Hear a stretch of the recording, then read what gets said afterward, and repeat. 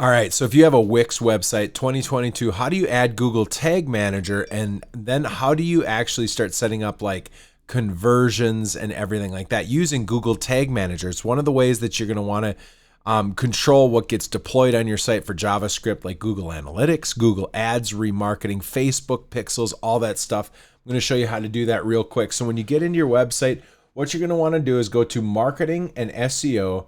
You're going to want to go to Marketing Integrations. And then essentially you're going to go to Google Tag Manager. Google Tag Manager is this unique blue one here. This is what Google Tag Manager looks like. And then what you're going to do is you're going to hit the connect button.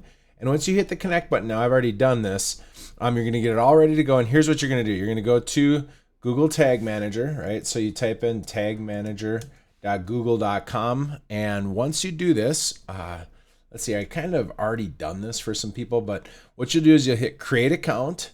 And once you create the account, you're going to name it. You're going to do web setup.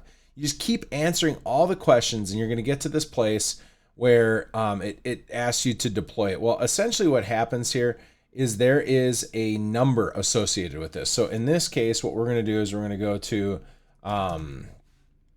you're going to go in, and once you're in the actual ads manager, you just find this number. It's under admin. Once you get into admin, you go to container settings.